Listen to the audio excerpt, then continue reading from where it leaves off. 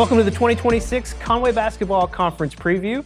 I'm one of your hosts, Levi Gilbert, alongside Tim Roach. And join us now, new Wampus Cat head coach, Joey Moon. And Coach, you're not new, or you are new to the position, but you're not new to the district, to coaching basketball at Conway either.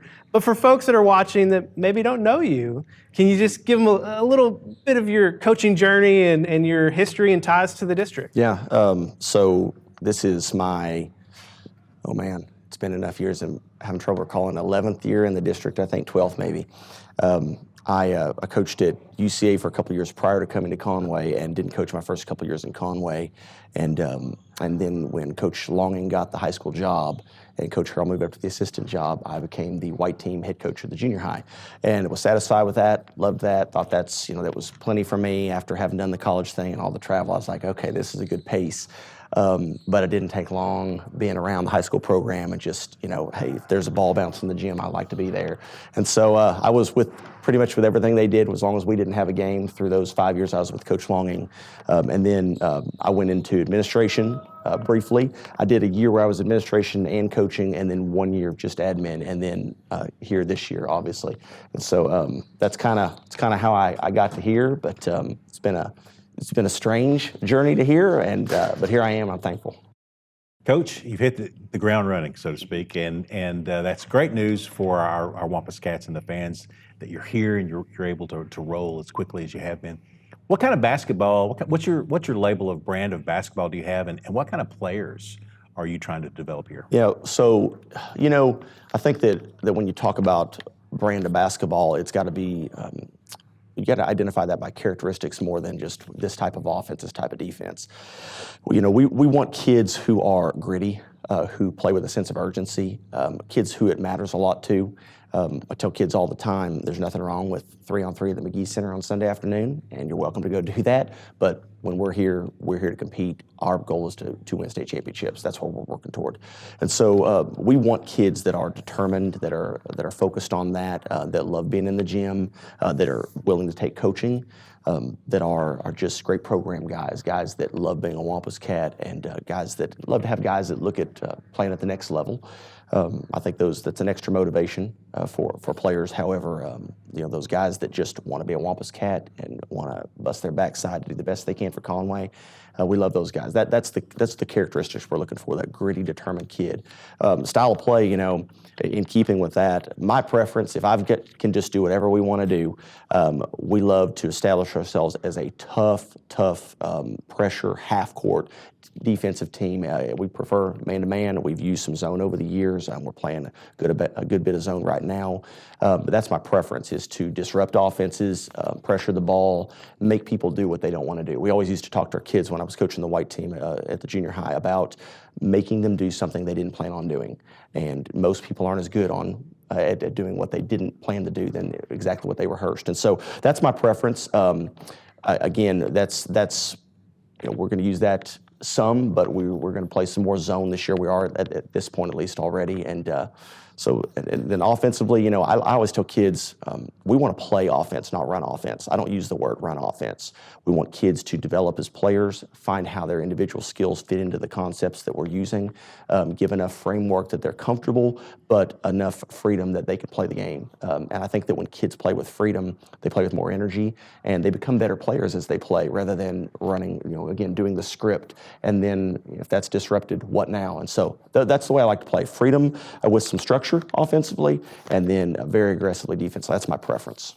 We're going to talk more high school, obviously, as we go, but I'd love to hear your perspective on developing the pipeline all the way from junior high. Given that you used to be a junior high coach, I assume you have a great perspective on that. We got to do a 9th grade boys game last year. They won the conference championship, and we're going to talk about one of those kids here in a little bit, I guess. But what is it looking like down there, and how do you develop from all the way from 7th, 8th, 9th to get to here? So, Coach Long always told me that a huge advantage I had was having coached 7th grade through 22-year-old college seniors, and I see it now more than ever how useful that is, to have seen from that perspective, that very broad perspective. Our junior high program is in great shape. We have a tremendous group of coaches there, and Coach Kordsmeyer, our head coach, we're fortunate to get him. I told him shortly after I was hired, I didn't hire him, but had he applied for the job and I was the head coach, I would have hired him. We got a great coach, and of course he's got Conway ties, and he's got a pedigree there with his coach or his dad being such a successful coach. But he does a tremendous job with our kids in terms of coaching kids the way you have to be prepared to play basketball in terms of, again, urgency. His practices are fast-paced. He expects them to carry over from one day to the next. There's not this whole, we taught the drill yesterday, let's completely reteach it today. No, we taught it, we called it, let's get into what we're doing. And so I appreciate that. I think that I always felt like my job at the junior high was to prepare kids for high school, not just to win games. Obviously, we want to win. Kids want to win. I want to win. We all want to win. Coach Long, you want us to win. But I am coaching kids with an eye on high school, and so if what I'm doing doesn't prepare them to compete at Central on a Friday night as juniors and seniors, that's not doing much good. And so Coach Kordsmeyer does a really good job with that, Coach Mill and Coach Longing down there, getting kids prepared for that. And that's kind of my perspective on junior high is we want to balance competing to win and learning what we have to do to win in the future. It's kind of like, we've all seen those situations where someone's coaching a 6 and under U-Trip baseball team, and they teach the third baseman to roll a ground ball to first base because it's a more sure way to get the kid out than if they throw it across the diamond. Okay, great. Hello, Mr. Rogers.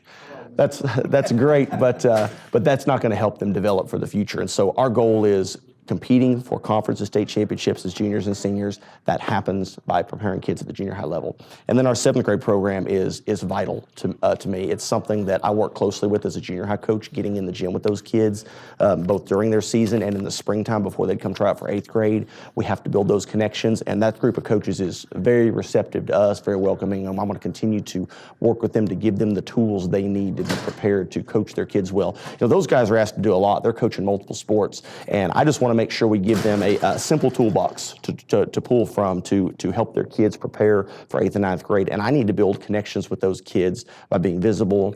We got some program shirts we just ordered. Every 7th grader in our program is going to get a shirt that the same one the high school kids wear on the court for warm-ups. And we want that because we want them to feel part of our program and to get them to help them stay in the program to 8th grade and 9th grade, get them to high school without deciding they'd rather go do other things. So that's big for us is that connection 7 through 12 and skill development, understanding how to play the game, and just belonging to the program.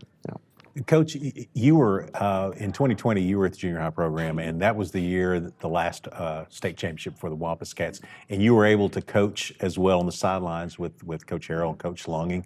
And so I know that had to be great on some levels because Salty Logging is a legend around here, and he's a legend in his own mind as well. But we'll get into that later. Something. He is something else.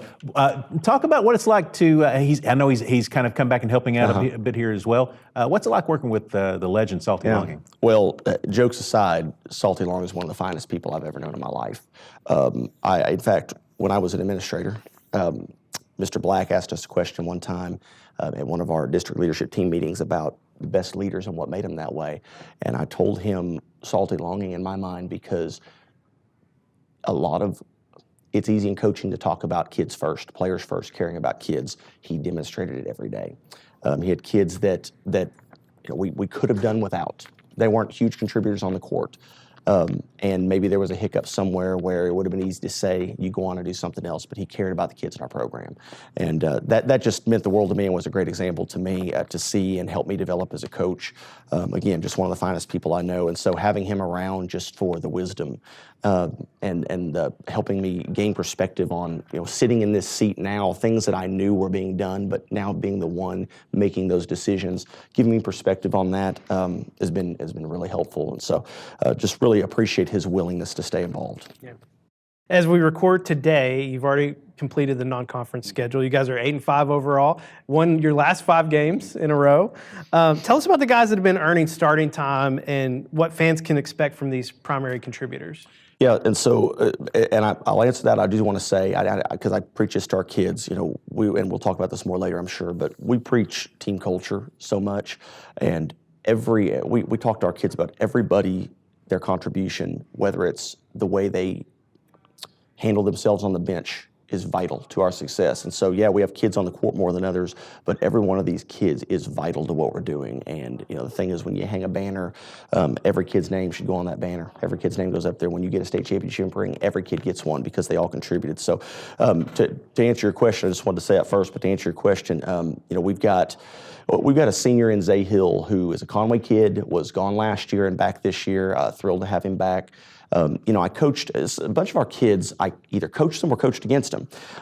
Some of them might be coaching against him going, man, I wish we had him, But Zay was one of those guys that was really a problem for us to guard when he was in junior high, and a funny kid. I got to know him a little bit that way, just chatting with him some, but not in depth. And getting to know him a lot more now has been great. He is a dynamic guard, super athletic. He's the kind of guard that wins in the 6A Central in terms of his ability to be physical, to defend, speed and quickness and all that. He shoots the ball pretty well. He's had games, a couple games where it hasn't gone in as much, but he's made some big shots for us too. He's a dynamic playmaker off the dribble and a good leader for us. He's a guy that overthinks things sometimes. He'll overanalyze because he wants so bad to get it right. And he'll text me questions at 9, 10 o'clock at night wanting to talk ball, and it's awesome because he wants to lead well. And then he'll be texting me about, hey, our team needs to be doing more of this in terms of the toughness we need to be showing in practice and games. And he's just thinking all the right things, and he's leading that way. And so thrilled to have him in that role. Now, of course, we've got that junior class with Jamal and KJ. We've been watching them for a couple years up here. And it's, Jamal just had, I think, 20 and 15 against Mills the other day and blocked 3 or 4 shots. And he's still scratching the surface, as far as his developing understanding of the game. And one thing we're talking to Jamal all the time about is staying in the action offensively, not finding himself standing and watching, letting someone else play. Him staying in the action, because the more he's involved, the more we score, whether it's him or someone else. Of course, KJ just had 26 the other day and 7 rebounds. The guy plays as a monster on the boards, wants to learn all the time. He came to me the other day and he said, Coach, if I'm taking shots that aren't good shots, you tell me. That's just a winning mindset, but the kid can score it. He scores it at the rim. He's kind of the same thing. He makes shots, but he's had a couple games where he's just had some dry stretches, but then he's come back and hit big ones in games. Confident those two guys, Zay and KJ, are going to make big shots in conference. And, then we're playing... we're playing another junior, Zay Patrick, in that starting lineup. Been a great defensive point guard for us. Really got a high motor, and just gets us into offense. Pushes the ball, throws the ball ahead, gets us into offense quickly. And of course, then we got. I'm sure one you guys want to talk about that we had at one time and came back this year is Wesley Tapp, who's been great for us also, a senior and knows his role, good catch and shoot guy, but just a good defender, good team player. And then I'm just trying to think through guys that are playing a lot of minutes right now. We've got Monte Williams, who I know we'll talk about in a minute, but playing as a backup point guard off the bench for us and playing heavier and heavier minutes as we go. And then Eli Colum, who's just physical and whatever you need to do kind of guy. And then there's a mix of kids off the bench that have played for us, some guards with Trey Credit and Deion Haynes and Josh Torkanu. And then we've had Deion Sasser and Cam Williams, a couple bigs that play for us. And so just game by game, depending on matchup and what we need, we got a kind of a array of guys there that can do stuff for us, and are just thrilled with what we've got in terms of who can contribute. So. Yeah, I want to talk a little bit about Monte.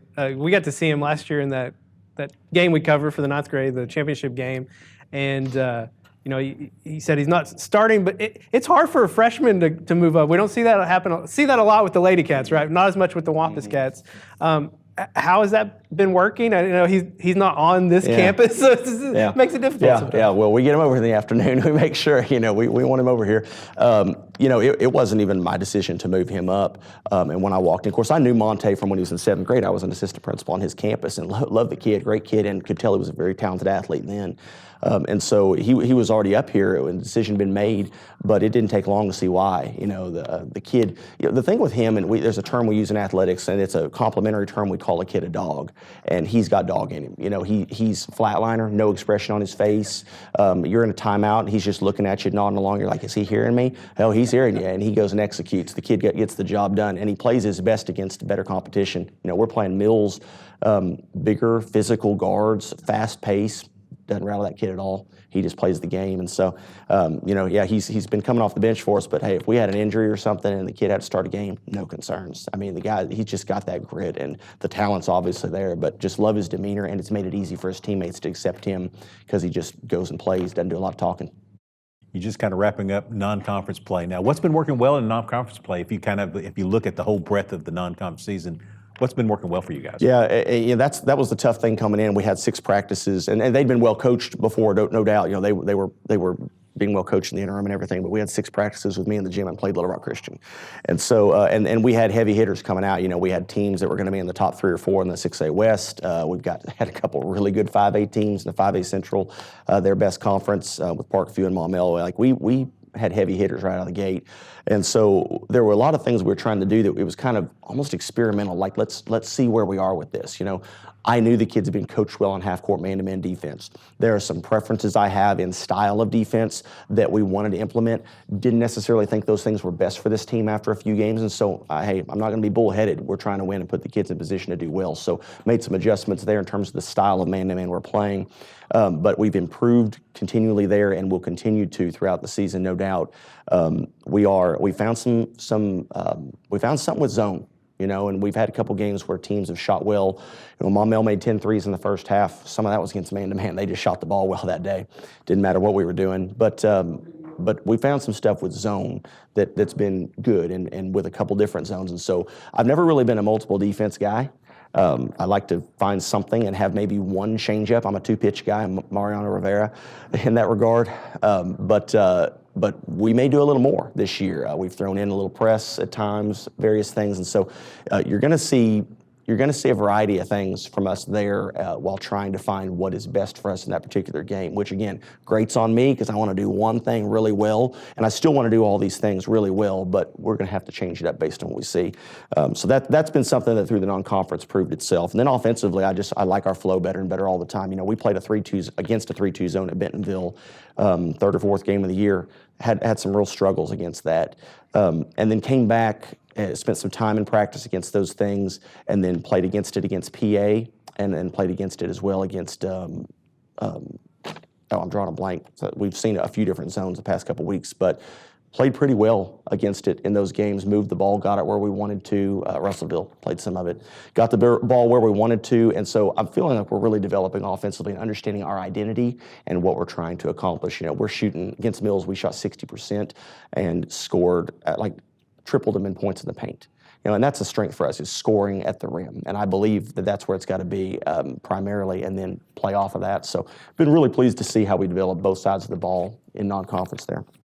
After the break, we'll preview the 6A Central with Wampus Cat head coach Joey Moon.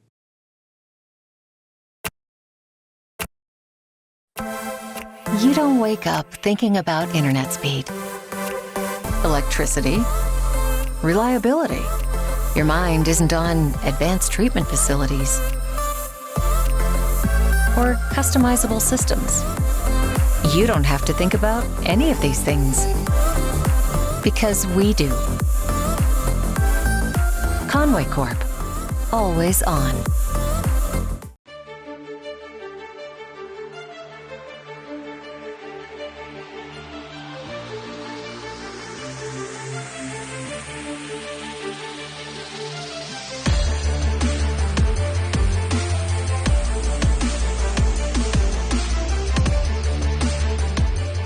Welcome back to the Conway Basketball 2026 Conference Preview.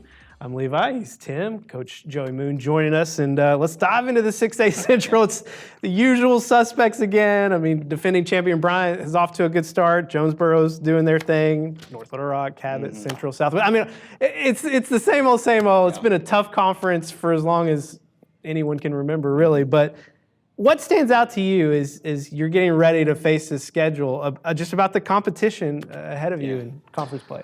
Yeah, year in, year out, I think it's the toughest in the state. And I know that, again, that 5A Central Conference is pretty good, but I just think it's the toughest. And so, the teams you mentioned, Bryant is Bryant's playing really well, but Bryant's not just beating good teams, they're beating good teams by 30. You know, they're just really, really good, really physical. North Little Rock's super talented, obviously really long. Jonesboro is as well coached as anyone in the state. And the thing is, they're good, but even when they're not as talented, they're going to be so gritty. Central's talented. Cabot's going to be so well coached. Southwest is going to be so athletic. There's just every night, there's no night off. And we preach to our kids, that's what we want. You know, it's for two reasons. First of all, we play basketball to compete. We don't come out here just to run scores up on bad teams and act like we've done something. But second, if we want to make a run in the state tournament, we need to be tested. And so that's why we're glad for the hard non-conference schedule early on. We'll continue to make it that way and strengthen it up even more in years going forward. But when we get into this conference, there's just no nights off. It's going to be physical. Teams are going to execute. You're going to have to play against guys that can make great individual plays. And, you know, North Little Rock's got a kid that's going to shoot it from 30 feet, and he's going to make it. And so he's going to make a couple of those, and you can't go, well, we guarded so well, and he made it anyway. You just go to the next play. And these kids have shown resilience, especially like in this last Mills game, you know, where Mills, we built a little lead, they made a run, and we just kept plugging away, even with some bad turnovers. We just rebound and go get the ball back and go score. And so I'm really excited to see that resiliency come into play in the conference season. It's going to have to happen night in, night out. We're excited about it. They know the season resets now. It's 0-0. Nobody has a record. And so it's a matter of every night being your absolute best with effort, your absolute best with execution, and then the results happen as they may, and then you go to the next day. And at the end, we just want to be in that group, having a chance to play for the state championship. You talked about, Coach, the ability to fix and work and teach during the non-conference play and learning what you needed to know. When you get into conference play, it becomes a grind, and it's as you described, it's exactly what that is. Does that change how you prepare when you're going through the grind of conference play? 100%. Yeah, you know, and we, you know, as coaches, you know, we do. Obviously, we're looking at film of opponents in the non-conference and thinking through things. But I don't give the kids as much in scout in non-conference. We're focused more on us, and now we're still focused primarily on us in conference. But at this point now, we kind of kids understand how we talk through scout, how we look at opponents' individual players, their schemes. You know, the things that they win with and stats that matter a lot to us. But as we get into conference, we'll ramp it up some in terms of trying to take away specific actions and trying to focus on individual players and take away guys that are strength for that team. And so, yeah, that's absolutely going to impact or be ramped up as we go forward. But even our practices, you know, I think my tendency is probably to be practicing too hard and too long, too late into the season, because I love practice. I'm a coach and we want to get out there and compete.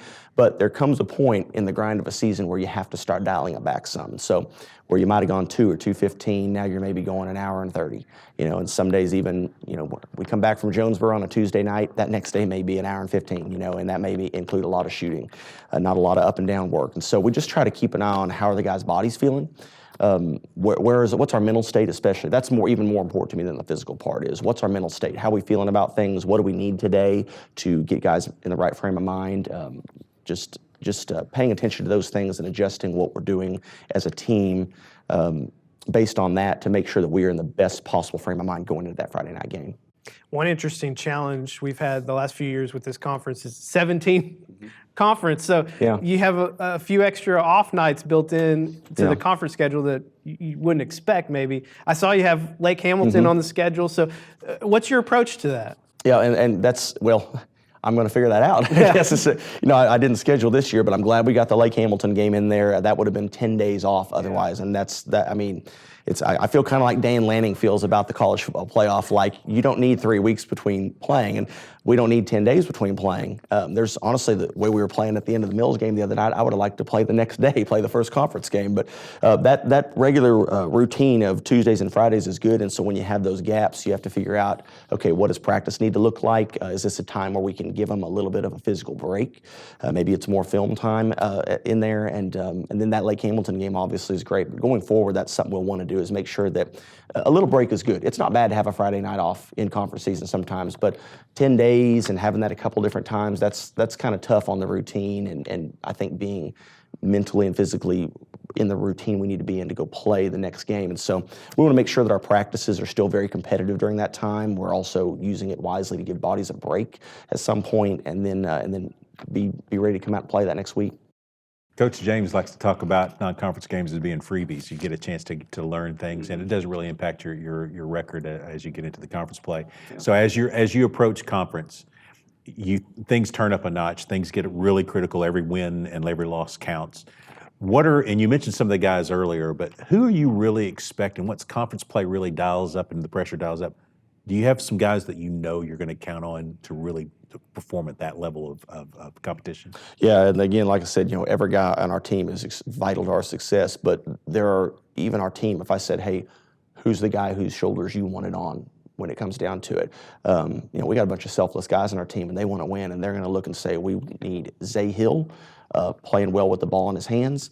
We need KJ Johnson playing well with the ball in his hands, and Jamal Holden. Those three guys are going to have to score plenty of points for us. And hey, it doesn't happen without those other guys also setting it up. I was at UCA practice yesterday, and Coach Schulman was talking to his team in film about various plays going on during the game, and he paused at one point, and he said that Ty Robinson, who was a great player at Lake Hamilton, I got to watch him firsthand for a couple of years in junior high, and I was glad when he went to high school. But I like him a lot better now in purple and gray. But he mentioned that Ty in his post-game interview the day before had said that when they were talking about all the shots he made, he was 7 for 10 from 3 on Thursday. And he said, hey, I don't get any of those shots if my teammates don't throw me the ball. And I just thought it was such a great perspective, very mature perspective from a 20-year-old kid. And I think that that's how our guys feel here. Jamal and KJ and Zay Hill, they all average double figures. They're accounting for 60% of our points. But every guy out there with them helps make that happen. And so we know there's going to have to be some great individual performances in terms of putting the ball in the bucket, but all that facilitated by a team playing along with them. And of course, bottom line, when it comes down to it, you're going to win games in this conference getting stops on the defensive end at the end of the game. And that's a 5 guys and everybody else on the bench together effort, I know it's been a whirlwind jumping in and having to just hit the ground running, but what stood out to you as unique about these guys, about this team? Well, and I'm going to go back to this word again, the resiliency. That's the thing.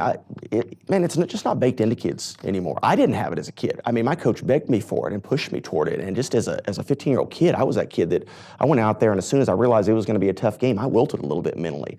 And I coached years ago at Mayflower High School with our baseball coach there at the time was Joe Albritton, and great coach. And he told me one time, the things you're going to be toughest on your kids about and expect the most from them on are the things that you are weakest on as a player. And no doubt, it's been something for me that it is a pet peeve for me when I see a group wilt under pressure. And we had a couple times this year where fourth quarters we kind of just fell off as it went on. But just seeing them come back the next day in practice, and then some of these games where you can see the growth and the resiliency where we've learned we don't want that to happen again. We don't want a fourth quarter collapse and a tight game turn into a 10-point loss, right? We want to battle back, and just seeing these guys rise to that challenge and turning around and looking at our bench in those moments, and these guys are like, if I told any of them going the game, they would knock the table over running down to the X. They're just hungry for it. And so I'm really encouraged by that, to see that we really want it, and to see guys able to get through the low moments. And after I got the job, I asked Coach Bates, please come to practice, please text me observations, watch it on YouTube, tell me what you're seeing. And he said, Coach, the best thing I can tell you is don't let them get too high after a win, don't let them get too low after a loss. And I think getting too high after a win is a problem, but the bigger problem to me is too low after a loss, where we start going, well, none of this works, coach is garbage, my teammate's garbage, and we kind of have a negative feel about things. And hey, every kid's going to battle that, but this team does a really good job of coming back the next day and getting to work, and it's shown in the way we bounced back in non-conference after a few tough losses early. I know that, and it sounds to me like this is the answer. Actually, the answer to my question, the final question we have for you, is it's about your culture. Is that really kind of what you're driving at there? Is it a culture that is resilient? Yes. Culture is a cliche now. It's just it's thrown around. Every Fortune 500 has it on the wall, their boardroom, and every coach talks about it, introductory press conferences and things. And my thing is this: I believe that our program, like little slogan, is culture is everything, and I firmly, wholeheartedly believe that. But culture doesn't mean we're kumbaya around the campfire and everybody feels good about things all the time. It also doesn't mean culture, toughness, and resiliency doesn't mean we scream nonstop, because that's how kids get tough. It's neither of those things. Our culture is two things. It's extremely high expectations and it's extremely strong relationships. And if we put those two things together, we know that we're going to have a program that kids want to be a part of. It means something to be a Wampus Cat. And we're going to have a program that excels on the court too, that we reach as close as we can to reaching our potential. Coach Wooden used to say, nobody can give 110%. All you got is 100. The problem is we talk about 110% and most guys don't even get to 100. And so we tell our guys all the time, a 95 is a nice grade on your math test, but it loses out here. So our culture's got to be about everything we've got every day, all the way, fully invested, and doing that with people that we love being around and are fully invested as well. And I think if we do those things, all this other stuff, there's a lot I need to really get going in our program. We want to make our kids' camp great. We want to have great social media presence and things that we have work to do on those things. But primary for me and number one, and this will be number one for me until we get it where it needs to be, is our team culture oozing out of every pore in us.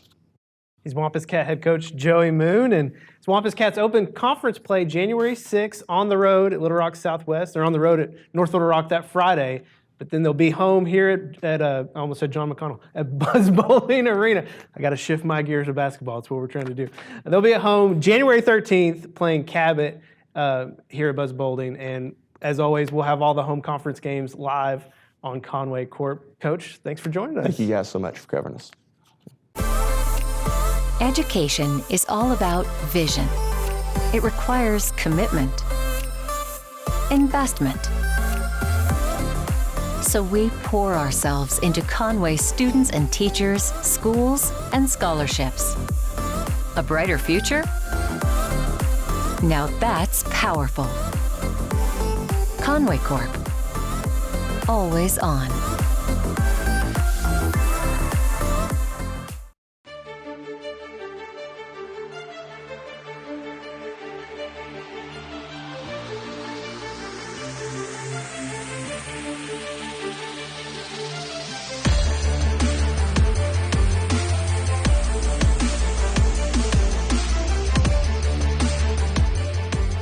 Welcome to the 2026 Conway Basketball Conference Preview Show.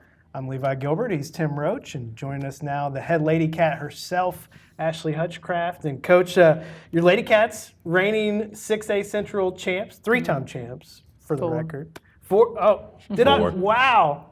Man, I'm already off my game, sorry. It's hard to count that high, but congrats to you. But replacing a lot of seniors from last year's team, starting a lot of young talent this year, a lot of new faces for folks that are watching. What's that adjustment been like? And I'm guessing there's been some challenges to that. There has been. When you lose 9 seniors, it's just it's a learning curve. We went from a extremely mature basketball team with players that have won a state championship, been runner-up in the state, been nationally ranked, and college basketball players, grown women, 18 years old, to now, we have 3 freshmen, we have 2 seniors, so we're really young, and there's a learning curve, and we haven't had that in a really long time. For the longest, we have always had some experience, even when we lost Chloe and Savannah and Caden and Camille and that huge group. We had Emery and Samaya, who has 2 years under their belt. So it's definitely been a learning curve, but I really enjoy it. It's a challenge. It's a stressful challenge at times, but it's just something different, and it kind of tests you as a coach, and it can be good for the long run, though.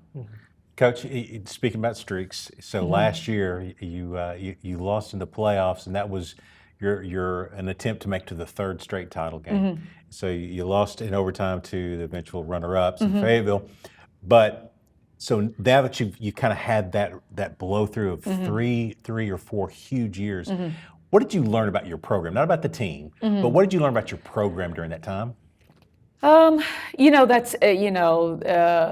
Those years of Chloe and Emery and Samaya, and those years can be very stressful. When you're at the top and you're ranked number 1, and staying on the top is so much harder. There's a lot of stress that comes with that.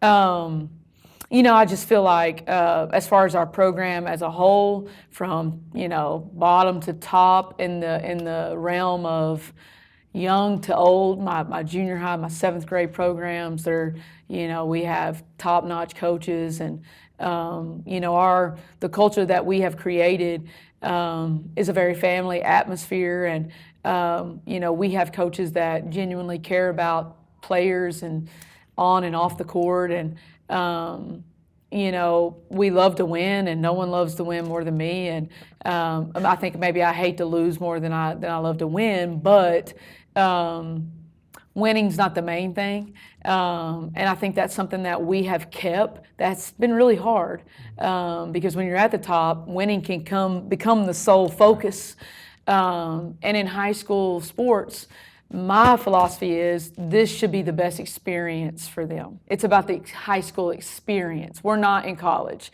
This isn't a college program. We're not paying these kids. We're giving them the best high school experience possible. And I feel like through all of that, we have kept that the main focus of our program. And to me, coming from someone that's super competitive, that to me is the most important thing, and that's something that it's taken me some time, into my late 20s and get through my 30s, and now I'm 40 years old. It's taken some time to get there, but if I walked out of here today, I would feel really good with the fact that we've kept that the main thing. Yeah, this version of Ashley Hutchcraft can learn that. Maybe the earlier version might not have. Coach, as we talk, you've wrapped up another crazy non-conference schedule. You haven't been home, played a game at home in like 2-3 weeks or something crazy like that. Longer than that. Not the month of December. We have not been home. No, this is our 13 straight road games, and then our first 2 conference games are on the road. So we'll have 15 straight road games before we get a home game. That's a Ashley Hutchcraft schedule right there. Yeah, no, it's not. It's we need people to come play us at home schedule. Well, you're 10-6 overall as you get ready for conference play. Tell us a little bit about what the starting rotation has looked like. I imagine a lot of new names for folks that are going to be watching. Just tell us about these primary contributors. Some familiar names, which really are our 3 players with the most experience, is junior Trinaya Weston, who has started for us the last 2 years now, going on 3 years, since she was a freshman, played in the state championship game, has just been a huge part of our basketball program. Kylie Johnson, sophomore, was a freshman last year, a starter last year, huge piece for us this year. Mariah Wilson, who's been basically our 6th man for the last 2 years, is now into that starting role. And so those 3 are the familiar names. And then we're starting a freshman, Natalie Baker, who is going to be an unbelievable player by the time she's a senior. She already is. She leads us in blocks and rebounds. But she is going to be an elite scorer within a year. And then Mariah Johnson, who's a sophomore, just a bruiser in the paint. She's physical. She's kind of she's kind of the one that does the dirty work. And then we have some new faces that come off the bench. Freshman Nicole Jones, who has started some. Now she's kind of our 6th man, but that rotation could change at any point. She's tiny, but Sis can play. She's really developed her outside shot. She relieves Trinaya on the point guard position, so gives us another backup point guard spot. So, those 6 get the most minutes on our basketball team, and when we're healthy, we're pretty good. Yeah.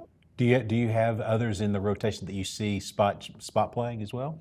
Yeah. We've actually this year we have played quite a few players, just trying to figure out early who's gonna go where. With the new team, we have a lot of players on the bench that are They're right there neck and neck with each other, and it's just a matter of what we need at that moment. Janiah Black, Libby Counts, Brooklyn Jones, another freshman that we moved up who's been huge for us, Deasia Neal. Those are some good ones. We tend to rotate a little bit more than we have in the past. I'm sure you've had a lot of tests being on the road so yeah. long. Yeah. And you always play a crazy non-conference schedule anyway, but what's been working well for your team? Yeah, we have. We've had some bumps. I think out of our 6 losses, though, I feel like if we could get 2 of those back, I'd feel pretty good about being 12-4.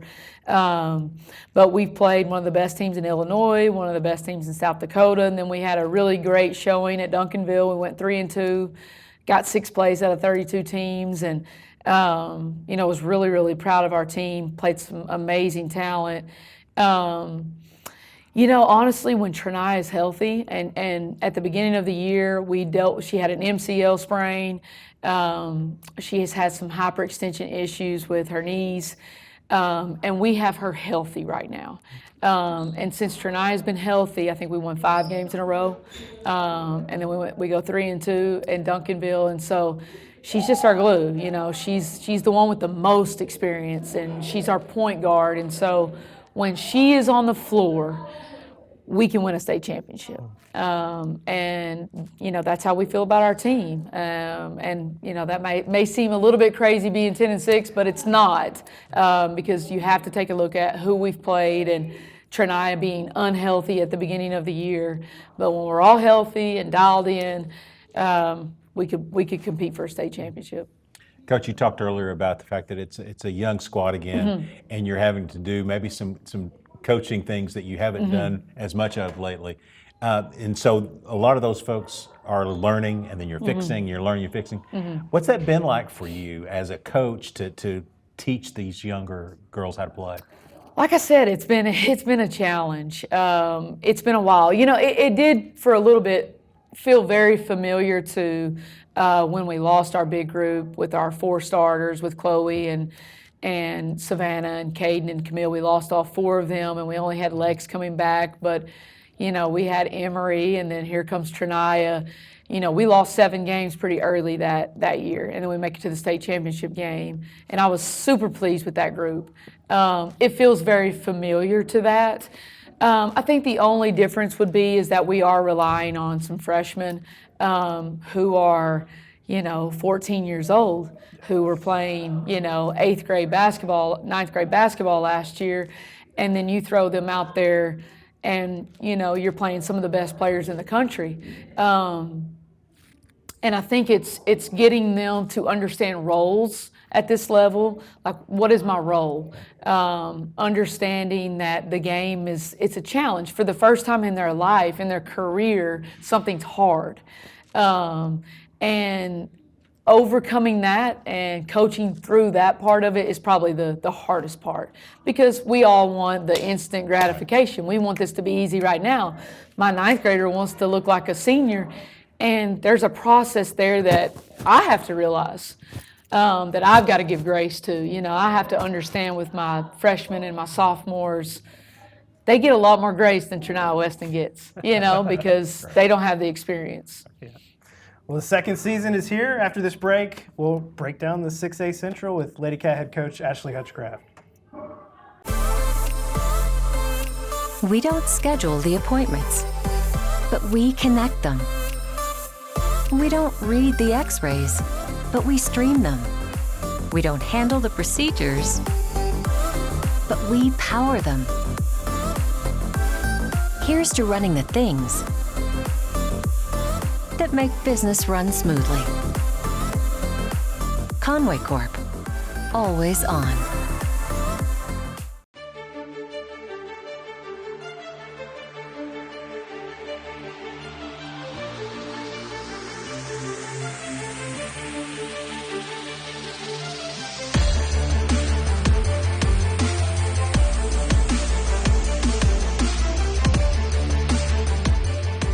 Welcome back to the 2026 Conway Basketball Conference Preview Show He's Tim. I'm Levi. Lady Cat head coach Ashley Hutchcraft back with us, and let's talk about the 6A Central. Things were a little weird last year. It was an all-West final, but that doesn't mean that the Central is down by any means. But it appears it's going to kind of be maybe more of a toss-up year than what we've seen in the past. Same suspects as usual, North Little Rock, Cabot, Central. It's the same suspects that you usually see, but when you look at it and you're getting ready for this schedule, what stands out to you about the 6A Central? It's pretty much the same. North Little Rock, I think, is the team to beat. They're really good. They have some seniors. They have some experience. They have great guards and good size. They have everything that they need to compete for a state championship. So I think that's going to be a challenge. Little Rock Central obviously is always a rivalry game for us. I think that the team that is going to be a little bit of a problem for all of us will be Bryant. Last year they had a lot of freshmen and they were extremely talented, and I think they can beat anybody. So I think it's going to be a toss-up between us four, and again, I think there's going to be some upsets just because of rivalry games, and you're in the grind of the season. So it'll be interesting how it shakes out at the end.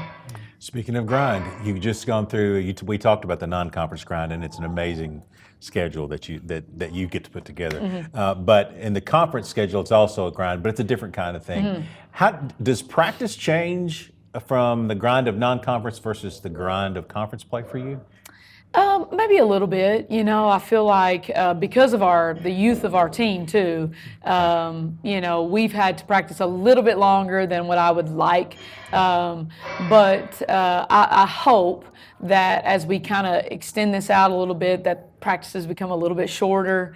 They're not so lengthy. We get in and out in an hour and 15, hour and a half. I don't know if we can do that this year just because of our youth, but that would be ideal for us. But we're still focused in the weight room, and for us being on the road 15 games, not being at home in the whole month of December, the routine of things actually looks really, really nice.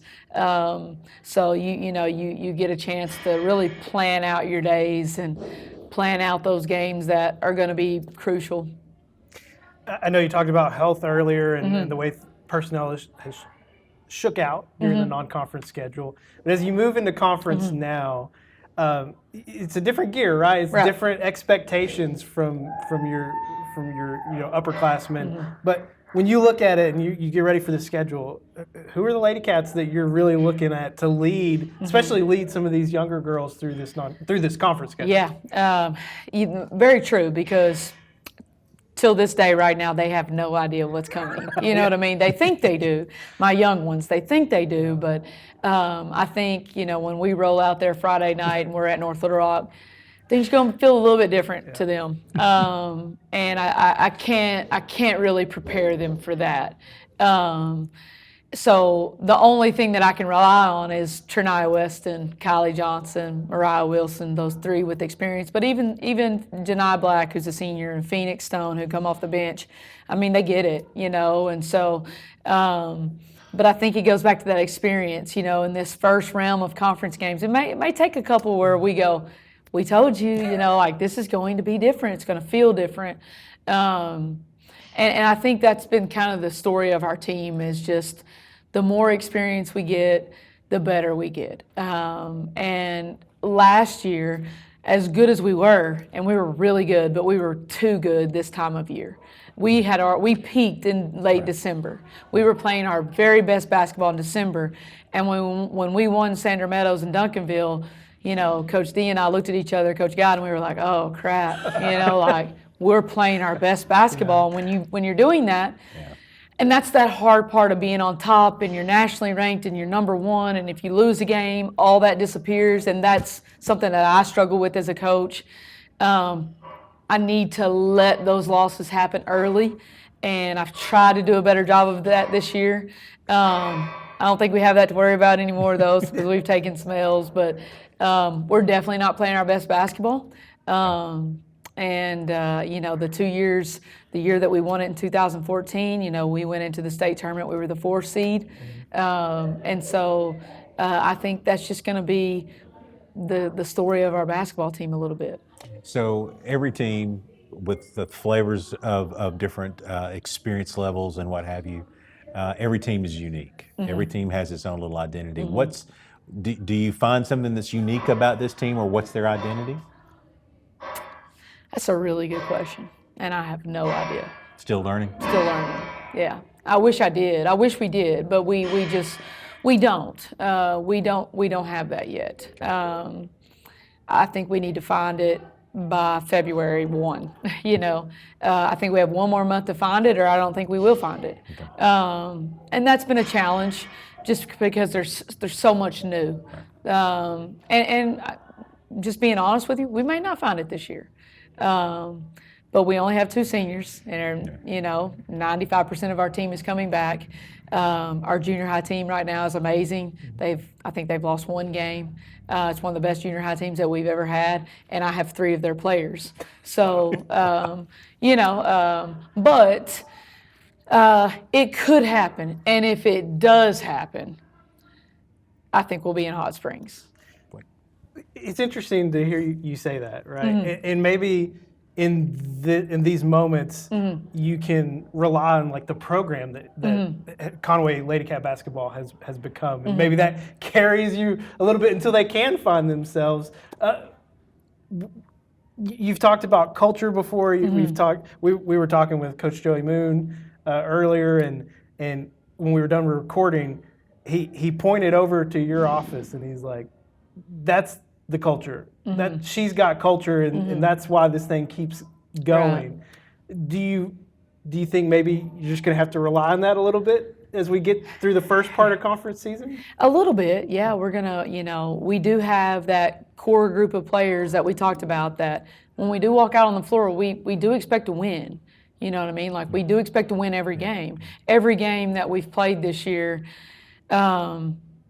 We could have won, maybe not Duncanville, just because when you play 5 games in 3 days, that 5th game, you can't move. But we could have won every game that we play. There was no blowout, you know what I mean? Yeah. So we're not looking at that situation where we could walk out there on the floor and lose by 30. That's not going to happen.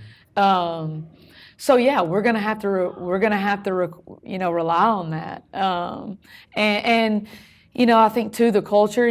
These kids, they see the Emerys and the Samayas, and those 2 Lex and Liv, and even people from a long time ago. Jordan Danbury was at all of our games in Duncanville because Phoenix is her sister, and she's in the stands cheering, and they're going to walk out there on the floor, and those people are going to be in the stands, and they're going to want to know what's going on. And so there's that expectation that not me, all those other players that have set for these players right here, that they're just figuring that out.